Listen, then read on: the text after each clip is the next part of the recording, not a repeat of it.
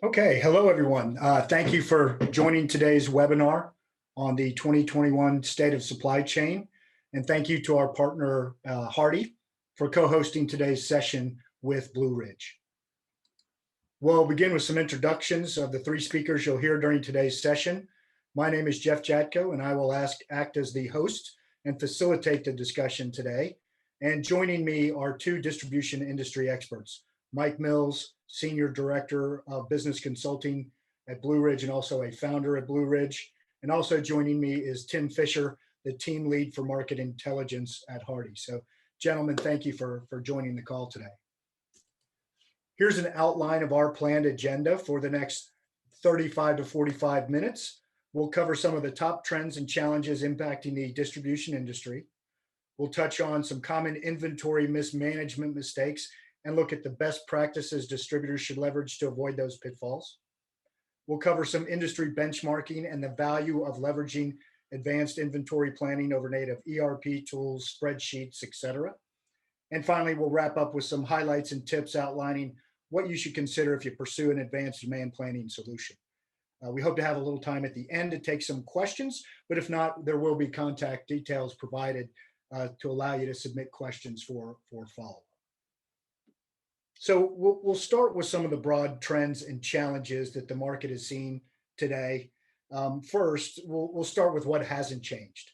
Distributors still face the challenge of forecasting and inventory planning for seasonal items and the even more challenging intermittent long tail items that are in their assortment that are very important to the business, but extremely difficult to manage. So one comfort blanket is some things haven't changed, but we know that the global conditions that have impacted the market over the last 12 to 15 months have created some other challenges. Some examples are lead time impact. Lead times have become even tougher to track and predict given supply fluctuation, et cetera. Because of that, the demand has seen some wild fluctuation, right? That fluctuation varies highly by vertical and by market and geography. And some of that demand fluctuation over the last year plus has even caused distributors to rethink their product assortment. Suppliers were heavily impacted by the demand disruption that occurred last spring, but now they're faced with the flip side of that business challenge because demand in many sectors has rebounded and is outpacing the supply availability for wholesale distributors. And that leads to inventory shrink within key lines for wholesale distributors, yet the customer is still expecting high levels of service and may be more willing than ever to shop elsewhere if they can't get the product from their regular provider. So let's bring on our experts to talk a little bit further about some of the trends and challenges facing the distribution industry in 2021. Tim, what do you think the biggest obstacles are for wholesale distributors in today's environment? Yeah, Jeff, well, first, thanks for having me on this. In terms of biggest challenges, I think you already sort of hit on it here when we talk about lead times. Coming out of last year, we did a survey of contractors nationally, and we saw really the same thing we've seen year over year, but last year it was more pronounced, and that product availability is key. And I think the biggest challenge right now, sort of with that in mind, is trying to ensure that, if you were a business that got caught flat-footed last year when demand surged in the the summer months, trying to make sure you have enough inventory on hand, and that's fed into this cycle right now where a lot of distributors are trying to get out there and really stock up as much as they can in anticipation of, one, potentially strong demand again, and two, of huge lead times, which, I mean, right now we're seeing everything from sort of the standard 3-week lead time all the way up to 10 weeks and beyond. It really depends on the product. But so that's as I see it, among numerous factors right now in this COVID economy, what's affecting things. But I mean, the other aspects that's sort of driving this here is that you've got manufacturers trying to catch up with past orders. Other verticals are seeing big surges of demand too, so they're buying up a lot of products, and that's creating shortages. You've got worker shortages across the board. So it's trying to find the right approach through this process here, and trying to get the right amount of product on hand while also trying to optimize your inventory level. But that's sort of the landscape right now. Yeah, great feedback, Tim. Multiple obstacles for distributors to face in today's environment. Mike, let's talk a little bit about the bullwhip effect. What is it and what causes it? Yeah, Jeff. First of all, thanks for having me on, and thank you for everybody who's joined. Um, yeah, the bullwhip effect, right? I mean, that's what we're going to be talking about mainly in this on this webinar. But essentially, what it is, it's a supply chain occurrence where some small, minute action at one level of the supply chain has a progressively larger effect at a higher level of the supply chain. So it has a ripple effect throughout the supply chain, and those ripple effects can be costly. They can be, frankly, profit thieves, right? So what causes it? Over the years, what we've seen, this bullwhip effect comes from, the lack of a sophisticated, robust supply chain planning solution, a planning solution that is built to handle the complexities of today's business environments. And buyers are forced to take on these complexities in a manual fashion, manually managing things like lead times. One mistake with managing lead times could have that ripple effect. Manually managing seasonality and having to do it across multiple items, virtually impossible. So mistakes can happen. And these mistakes can be costly, can cause this bullwhip effect. Not to mention, the long tail items that buyers are having to manage today in the environment that they're in. All of these things can cause bullwhip effects, padding lead times, not reacting appropriately to shifting customer demand signals. That's huge. That just creates inaccuracies, inefficiencies, and just leads to expensive inventory padding. Lack of communication is another big one, right? And that communication is not just externally to the suppliers, but internally as well. It can lead to improper buying and inefficiencies as well. And you've probably touched a little bit on this, Mike, already, but how do you see the bullwhip effect impacting supply chains in 2021? Yeah, if they're not correcting this, by investing in systems, all of these things, that we're going to talk about, and those things that I mentioned, those are going to continue, right? You're going to always have to pad lead times because you don't have a sophisticated system that truly forecasts lead times. If you're not, investing in technology that helps to bring everybody together from a demand planning perspective, that's always going to happen. So just some of the things that, we see will continue in 2021 if these things aren't corrected. Yeah, and Jeff, I'll jump in here too and just add a quick comment. To Mike's point about communication, I think one of the things we're seeing, at least just specific to HVAC, is that a lot of this demand right now seems to be less end user driven and more, midstream, anticipatory, trying to make sure there's enough product on hand. So just communication is key, trying to ensure that manufacturers further up the chain understand that, this is a response really to long lead times, and less so that we're seeing huge end market demand right now. So trying to mitigate that swing as much as possible. So it's a great point, Tim. And one way that distributors can combat these challenges is to leverage inventory planning as a weapon rather than a liability. So, Tim, how is demand and supply planning landscape changing for the distributors that you talk to? So one of the interesting things, especially when we just compare it to last year again, is that right now it's just sort of assumed that demand is going to be there, which I don't think is wrong. We're expecting a good year for distributors because a lot of the preconditions for this, past summer are still in place. I'm saying this on March 17th, a lot can change between now and, say May, when heating season starts getting underway, or excuse me, cooling season starts getting underway. But so, anticipating demand is one thing, but trying to make sure there's enough product on hand is sort of the other component of this, where that is something, last summer, inventories were dwindling. Distributors were either delaying or canceling orders just because we were in such uncertain, territory. So that's a pretty noticeable shift right now. It's just from where we were at a year ago, and there's an assumption that demand's going to be there, so that we've got to make sure we've got enough product on hand to meet that when it shows up. So Mike, you talk to a lot of buying teams in your role with Blue Ridge. How will buyer trends transform post-vaccine? Where does planning technology become crucial? Can you shine some light on that? Yeah, a trend that we think will continue is in the e-commerce space, right? And buyers are going to have to adjust to managing demand that's coming from that channel. Most distributors have an e-commerce presence today. The e-commerce channel gives today's buyers the freedom to search, research, and make smart decisions. So having the inventory available to meet that type of demand is always going to be there. We have no reason to think that that e-commerce channel will change.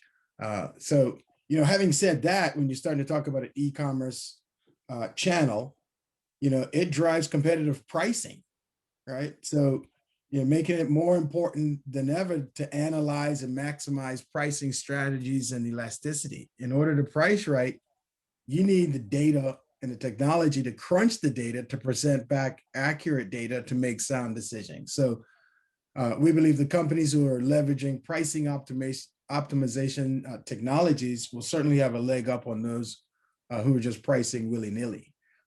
So buyers are going to continue to want their products as fast as possible. So distributors are going to have give more accurate, forward-looking projections back to the supplier, and that's going to be key to staving off supplier volatility as much as possible. Yeah, it kind of goes back to the earlier discussion around the customer maybe being more likely than ever to turn elsewhere if you don't have the product, right? Yep, absolutely. And finally, Tim, how does that gel with the growth strategies you see the best in the distribution industry embracing? Yeah, I mean, this dovetails really nicely with Mike's point, and just in that, I think the prime strategy right now is just this leveraging of data in any way that is possible, really. And that comes down to price optimization. It comes down to, I mean, this maybe is just going beyond leveraging data, but then to install some sort of an e-commerce platform, using your data to optimize your customer experience so that you can have the necessary product on hand, the right product for when they come in those doors, so that you can have appropriate inventory levels. All of those things, it sort of ties together under this broad umbrella, just data term, which, I mean, this is not a new trend. It's at this point, I think, cliched, but it's so true that it's just trying to get a better handle on your data, understand it, and really trying to get as granular as possible to tease out insights. Thanks, Mike. Thanks, Tim. Good feedback on these questions. So let's move on to the next agenda item, which is really the core of the meeting today. And we're going to cover these common management, or really more appropriately titled mismanagement mistakes made in supply chain planning and replenishment. And more importantly, we'll address those with best practices to leverage to avoid those pitfalls. On the screen, you see 7 common mistakes displayed. They cover topics like forecasting, lead times, safety stock management, order cycles, order building. Today, we're going to concentrate on the top 4 on that list. But if you would like information or a white paper covering all 7, we do have that available for anybody who wants to request it following the discussion today. The 4 topics that we will cover will be demand forecasting with blinders on, covering lead times by padding safety stock, fixed order cycle buying, and inadequate service level and safety stock management. So Mike, let's start with the forecasting component. What are some of the common mistakes planning and replenishment teams make when it comes to forecasting? Yeah, Jeff, it's on the slide right here, right? It's using a one size fits all forecasting, right? Forecasting is much more complex than just one size fits all approach. It's much more sophisticated than that. Your items don't deserve this one size fits all approach. We shouldn't have the same or use the same forecasting algorithm for these long tail and slow moving items as we do these non-trending items. Manually managing seasonality, trying to push inventory in before the season, and then keeping your fingers crossed and hoping to God that you get it right on the back end where you're not left with a bunch of inventory. using just an average over the last 6 months to come up with what you think you're going to sell going forward. Those are forecasting with blinders, to your point here, Jeff. And then the missing link in a lot of buying processes today is that last bullet point, is failing to consider the deviation and using that deviation to determine, the appropriate amount of safety stock that you need on your items. If I have an item that is, a smooth, non-trending item, and not a lot of deviation from the average, then I don't need a lot of safety stock for that item. However, if I'm dealing with erratic items where I'm getting wild swings in demand from period to period, then I need more safety stock. So if you're not considering those things, then you are forecasting with blinders on. And then, the failure to forecast, I like to think of it as forecasting against the most accurate form of demand, which, it should understand events and promotions. That's temporary demand. It should have a lost sale component. And then, if you're not seeing exceptions to the forecast, then you are blindly going through this process. And then something I mentioned earlier, and we'll continue to harp on this, is, forecasting in silos. It's an issue today, right? Not having a clean way to allow others in the organization the ability to impart their knowledge on the forecast prohibits us from coming up to one version of the truth as it relates to the demand plan and supply plan. So those are the wrong turns, right? Those are the mismanagement mistakes. Let's talk about the best practices. How do you avoid the pitfalls? Are there best practices you recommend when it comes to forecasting and the 3 common mistakes you outlined? Yeah, the best out there are using tools that, not just using a smoothing algorithm, right? Where you're smoothing out the demand. That works for most of your items. Those regular items, those smooth items, that smoothing type algorithm works, but not for all of the items. You need different algorithms, multiple algorithms to manage different demand characteristics, if you will, of your items. So different algorithms for slow moving items, different algorithms for erratic items, for new items, for seasonal items. The best out there is managing inventory efficiently. They have those solutions that have multiple algorithms to help them to manage the demand forecast. And then seasonality is a huge area of inefficiency, right? Buyers all over are managing this essential process with brute force today and still not achieving the right results. Solutions with machine learning and AI and pattern recognition will be able to take on this task and do it across multiple items. There's science that's out there that's automatically applying seasonal profiles to items that are seasonal and getting great results from it. And then, as far as, demand cleansing piece, any good forecasting system should understand what the true definition of demand is. And in our world, the definition of demand, the best representation of demand, should include not just sales, but once again, that lost sale component. What would I have sold if I had the product? Just because I ran out of stock doesn't mean why my customers didn't want it, right? And we're experiencing this today with these lead times and manufacturing delays. And you're looking at forecasting systems where the forecast is ratcheting down because we didn't have the product. And then when we do get the product, the forecast is incorrect. Well, that's because you didn't have a lost sale component built into your demand. So you need a lost sale component inside of your forecasting process as well. And then once again, being able to see exceptions to the forecast, not waiting for someone to drop a report on your desk or someone to give you that dreaded call to show you how you've hurt the business today with your items.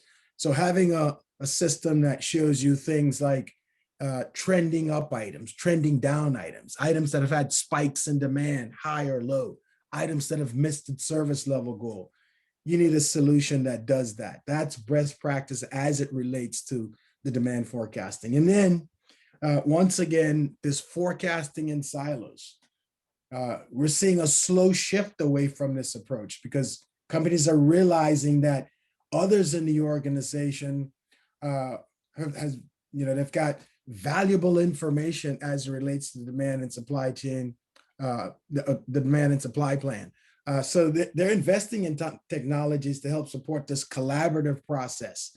No more Post-it notes, no more water cooler conversations, but enabling technology as the vehicle to support a true S&OP process.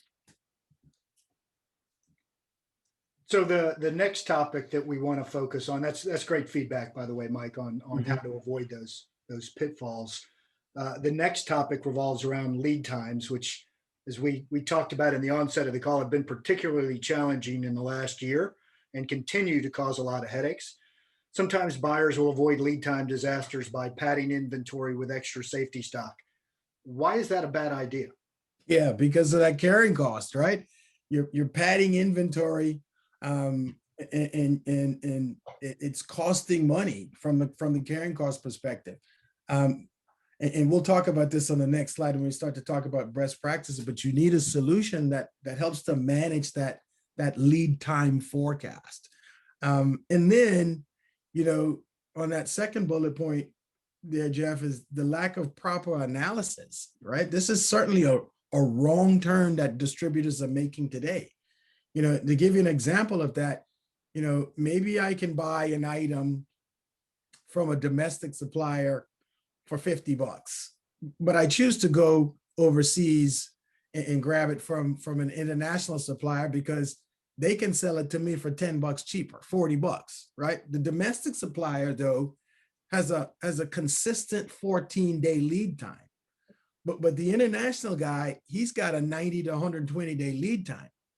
So what I don't realize is that if I'm not digging in and doing the analysis, I'm actually having to keep more safety stock on the item from the international supplier, which then simply eats up the savings that I chase by going that route, right? So doing the proper analysis is also a missing link in the lead time process today.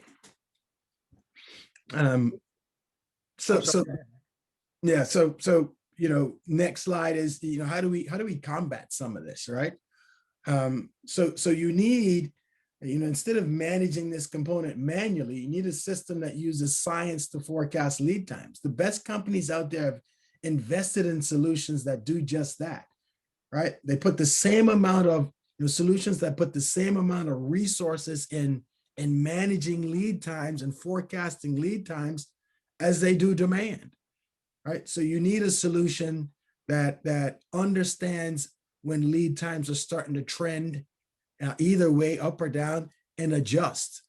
And then, having in your second bullet point there, Jeff, is having that same system be able to calculate lead time variances and have that as a component of your safety stock, right? In other words, to help to drive this point home, I might have a supplier that tells me he'll deliver in 10 days, and he's pretty reliable, right? He's right around that 10-day delivery. Sometimes it delivers in 8, sometimes it delivers in 12. So it's got about a 2-day variation. Then we don't need a lot of safety stock for that vendor or for the items in that vendor. However, we know these vendors all too often. He tells us 10 days, but he delivers anywhere between 5 and 15 days, and sometimes even more, right? Those are the vendors, those are the items from the vendors that we need to carry a little bit more safety stock. But without a sophisticated solution, a robust solution that looks at lead time the way we look at demand, that piece is missing. And then this third bullet point is one that we're seeing over and over, and I'm sure many of you out there are experiencing the same thing, is we tend to overreact to spikes in lead time. I always urge buyers to think of lead times the same way they think of demand. If they have a forecast on an item of 10, you sell 10 units, per month, and that item sold 30. If we're talking about forecasting that item, we would never raise our forecast to 30. But on the other scenario, if we have a lead time that's 10 and the supplier doesn't deliver for a month, 45 days later, what do buyers do? Well, they tend to go with the worst case scenario and turn the lead time up to 45 days. Well, that could be a one-time occurrence. They're doing that because they got burned and they think, if I jack this up to 45 days, it'll never happen again. So you need a system that applies the right algorithm to manage those blips when we get those from time to time, especially in today's environment. So, this is key to maintaining good service to your downstream customers. And then the last bullet point, Jeff, on that is, once again, being able to give your supplier accurate, forward-looking projections, because these could have huge impacts on lead time, not just giving them a forecast. Contrary to popular belief, your suppliers couldn't care less about what your forecast is. They're concerned about two things. When are you going to need an order and how much you're going to need? So you need some projections. You need projections that can give them that forward-looking view of what you're going to need and when you're going to need it. Makes sense. Makes complete sense. Let's move on to the topic of fixed cycle buying. I know, Mike, this is one of your personal favorites, maybe more appropriately phrased as your least favorite habits from a buying perspective. Let's start by talking about this graphic and what it represents. Yeah, you need to bring awareness to this kind of stuff, right? I mean, many distributors and buyers are falling into this trap, and a lot of times they don't even realize it, right? And this is this trap of fixed buying cycle. So in the slide here, what you're looking at is a situation where, supplier has said, you've got to buy a truckload. And the buyer has said, I'm going to look at this supplier every Monday. Okay. Now, based on the demand that's occurring, a truckload wants to sell down in 10 days. So today, this Monday, the first Monday, I buy a truckload or a 10-day supply. Now, demand happens through the week, and then Monday rolls around, and I've got to buy. And how much do I buy? I buy a truckload because I can't wait because I'm only sitting on 3 days worth of inventory at that point. So I buy a truckload or another 10 days supply. Same thing happens the following week. Demand happens, and it's Monday again. And it's time to buy. It's time for me to review that order. I can't wait. I've got to make a decision. I need to buy. So I buy an additional 10 days or truckload. Demand happens again. It's Monday. Monday rolls around. I look at my orders. I say, you know what? I can afford to wait. I can skip an order here. So that's what I do. I skip an order and I wait until the following Monday. Now, some may say, well, what's wrong with that? Well, if you notice the green line and the red lines, the green line says if you weren't trapped into this fixed buying cycle, and then to add insult to injury, the supplier's making you buy a truckload every Monday, then your average inventory is that green line, right? That's where your average inventory would be if you didn't have that. And the red line is where your average inventory is now. And the difference between that red line and green line is a symbol that we all know: wasted money, carrying cost.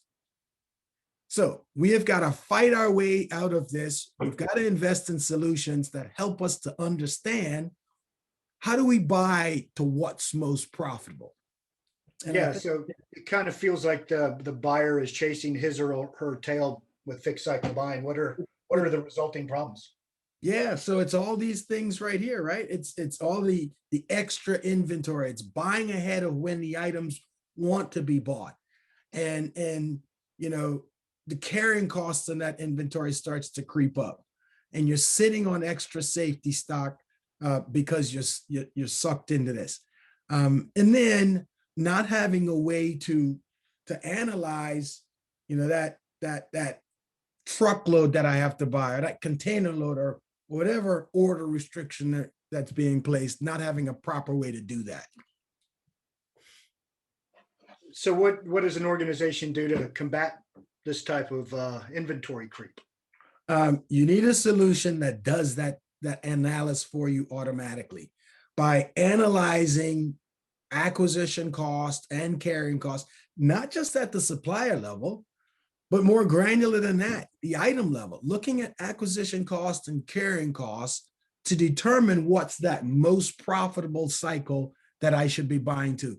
In other words, what's the most profitable amount of inventory between now when I need to buy and the next time I need to buy, and being able to analyze that, and then having those conversations back to the supplier to talk about what you're seeing in your items, on their items, and in the supplier line, and then being able to analyze that same information and kind of look at that from a bracket perspective, an order or an item MOQ or order restriction, right? So looking at the order restriction that's placed upon you, analyze it, and then having those conversations and coming to some agreement as to whether those brackets are right for you or not.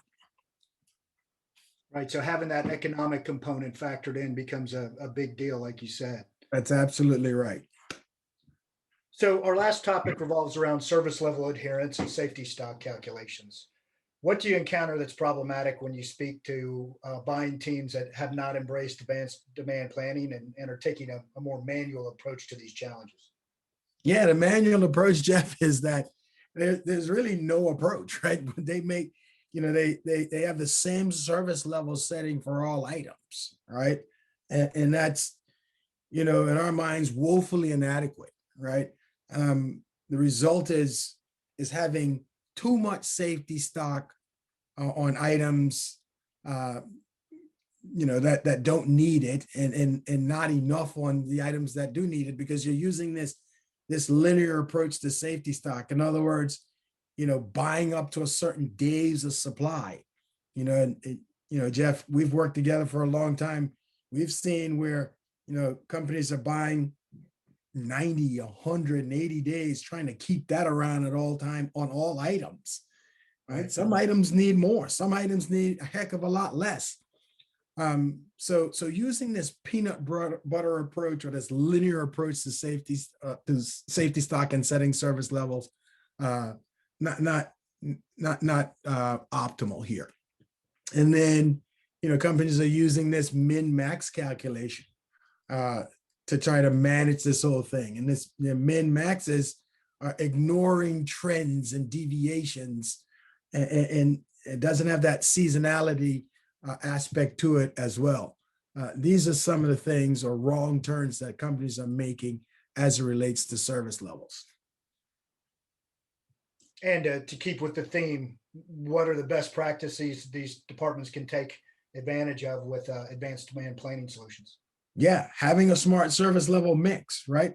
Having the ability to look at your items and rank your items, right? And not just rank your items using one ranking method, using multiple ranking methods, being able to rank your items by units, by dollars, by profit, by margin, or any type of combination of those things to come up with this service level mix, this smart service level mix. And then also having the solution, give me some feedback on the safety stock investment, right? If I say I want to be in stock 99.9% of the time, what is that going to cost me? All right. What is it going to cost me? I know I can't have everything 100% in stock all the time, because there's a cost. right? You better have the cash to do so. You better open up a new DC if you're going to have everything in stock 100% of the time. So I need the solution to not only rank the service levels, but give me an indication of the safety stock investment required to meet those service levels.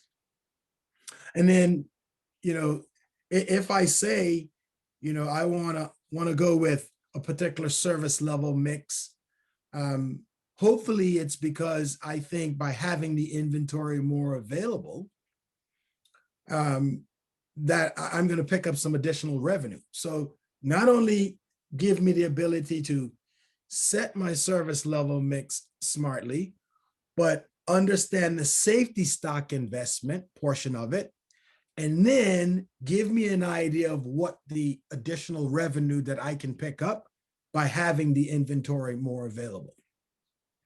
So having a good understanding of all those factors is certainly a best practice as it relates to service levels. And then leveraging the power of the technology to assign smart, intelligent min maxes, where in today's technology, you can throw as much data at the items as possible, and then have the solution recommend a min and a max for those items that's includes things like trends and seasonalities and deviations, and set that smart, intelligent min max. And then, you don't want to have to manage this every single day. You want the solution to automatically or dynamically adjust those mins and maxes if anything changes. If demand starts to pick up on those items, then automatically adjust my min and my max. So my buyers don't have to spend tons of time managing these items like they are today, and tons of time and experiencing subpar results for these particular items. And I think that probably becomes even more important, leveraging technology when you've got a large assortment of items like many HVAC distributors have, right? Managing that large universe of SKUs. Thanks, Mike. Some really good information you shared, both on the mistakes that can be made, but also some of the initiatives and best practices the organization can use to improve their demand and replenishment planning process and improve customer service levels. Tim, the last year's been quite different from prior years and has caused distributors to face down challenges they've never really had to face before.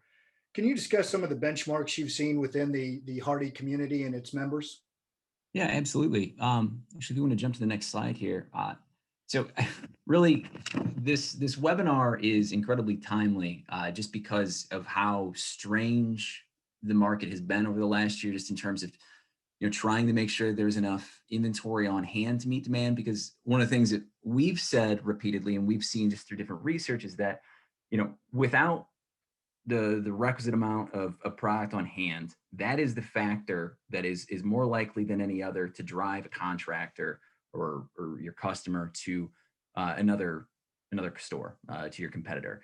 So trying to find sort of that optimal balance here is really key, because you want to make sure you have enough inventory available, but at the same time you want to make sure that you can protect yourself from the costs that Mike was laying out there. And so one of the things that we've just been seeing here, I mean, like I mentioned earlier, inventory levels have been going up to such an unprecedented rate over the last, or such an unprecedented level, I should say, over the last 4 or 5 months here. Now, this is a 13-month chart. It's a little bit noisy, but I'll try to walk everybody through it. Actually, I probably should add another month here, but really from October through January in a typical year, inventory levels, this inventory or sales to inventory ratio is typically much higher than this 5.0. You might be seeing 5.3 or 5.4. And that number generally isn't falling to this 4.7, 4.6 space until around March. So, I mean, what this is suggesting is, it's really reinforcing what I was saying earlier, just that there is a lot of fear right now driving decision making. And maybe fear is the wrong word, but there is a lot of just concern generally about being caught flat-footed again. And while I encourage people and distributors to make sure they've got enough inventory on hand, if we jump to the next slide, what we have seen through our benchmarking programs historically, and this is just coming through our annual benchmarking survey, top distributors, and this is basically the top quartile of distributors completing kind of smushed together. Top distributors are consistently averaging more inventory turns annually than the typical distributor, which is basically the median here. So, and 2019, which is the most recent year we've got data from, is really pronounced. You almost 2 inventory turns more in a given year. And so what defines that top distributor? I mean, it runs up and down, their profile, and that they're doing more in sales, but they found a way to optimize their inventory and protect themselves in a way that they're not, losing or hemorrhaging cash, month over month with dead stock, dead inventory. And so I think, just put a nice little bow on this conversation is that, yes, the market is incredibly uncertain right now. And it is valuable to make sure that you have the necessary inventory available to meet demand, but identifying how to optimize that is critical. Otherwise, you are going to end up just basically losing a chunk of your revenue to the cost of carrying all that inventory. But so I guess that prompts, if we want to go to the next slide, a few questions then that I'll throw back at you two. The first one here is just, what is the potential value then of deploying any sort of an advanced demand planning setup versus leveraging your ERP if you're a distributor? Yeah, so if we look at that, and I think the second question weaves right into that, right? How much pain am I going to take to get to that value, and how long is that going to take? So typically what we see and what we've experienced both with our customers and others we've talked to in the marketplace is there's the potential for inventory reductions of 10 to 30% overall. And Mike mentioned earlier that you might need to carry a little bit more in some areas and less in other areas, but that optimization typically drives reductions of 10 to 30% while improving service levels, first pass service levels and fill rates by 2 to 10%, depending upon the starting point. And if you have the right solution in place, it doesn't take a whole lot of time to get there. And customers can typically receive a return in 6 to 12 months and be onboarded in 3 to 4 months. And what is the financial impact? It drives hundreds of thousands to potentially millions of dollars in cash available from reduced inventory and that inventory reduction standpoint. Mike talked about better effective management of carrying costs and reducing carrying costs. And all of that feeds right back into what you talked about in the last slide, Tim, of increasing inventory turns, which is, again, directly tied to the financial well-being of the organization.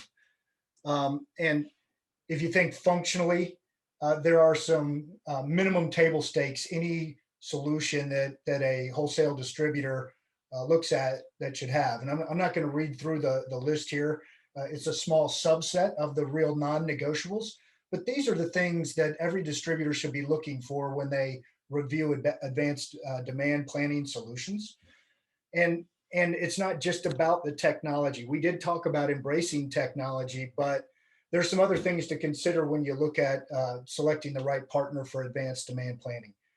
Are they focused on wholesale distribution, or are they really more meant for a manufacturing space or fast fashion retail?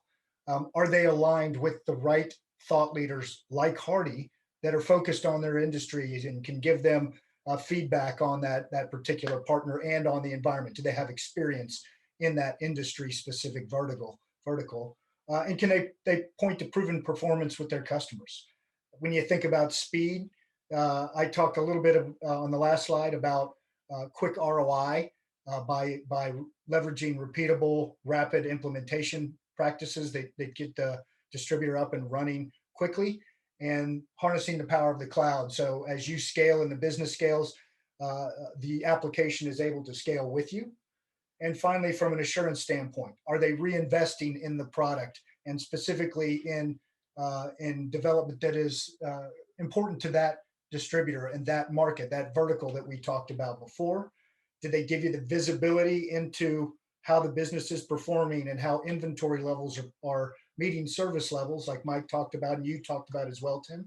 And how will they support you once they've handed you the keys and the implementation process is done? Is there a feedback loop beyond a break fix support scenario that you can leverage as a customer? And that really brings us to the conclusion of the presentation today. We can stop and take questions if anyone has questions out in the audience. And again, we'd love to hear from you if you don't have questions today after this meeting about what you saw, and if you'd like a consultation about inventory planning.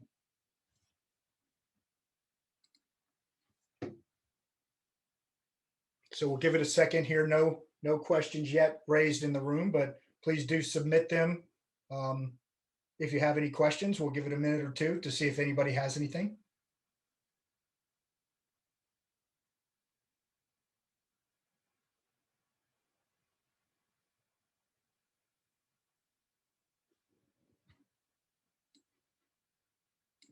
Okay, I've got a hand raised here, I believe.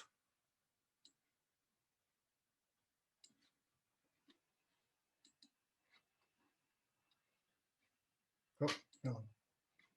Yes, Wendy just asked, will the presentation be shared? Yes, we will provide the slide deck here as a follow-up to this call. Happy to do that. Got another question here. Does Blue Ridge interact with other software suites? So a lot of that may depend what type of software you were talking about. The application is designed to be ERP agnostic in that we can integrate with any ERP deployment, whether that be old homegrown iSeries AS400 gear, that is a Magic Quadrant type leader like an SAP or an Oracle or NetSuite, etc., to very market specific ERP deployments. But if there are other specific software suites you were talking about integrating with, please let us know and we'll be glad to address that for you.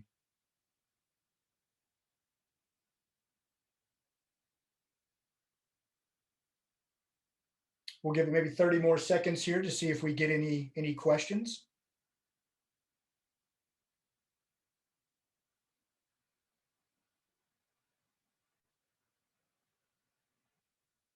So it does not appear that we've gotten any more questions into the room. However, if you do have questions after this discussion or after we break the meeting today, please let us know. We'll be happy to follow up with you individually. As mentioned, we will make a copy of this presentation available to you after this meeting. And we thank you all very much for attending today. I would like to thank my co-hosts today, Mike and Tim. Thank you very much for the knowledge and insight that you provided today. Really great stuff. Thank you, Jeff. Thanks, everyone. Yeah, thanks, Jeff. Absolutely. Everybody have a great Wednesday and a great rest of the week. Thanks again for joining us today.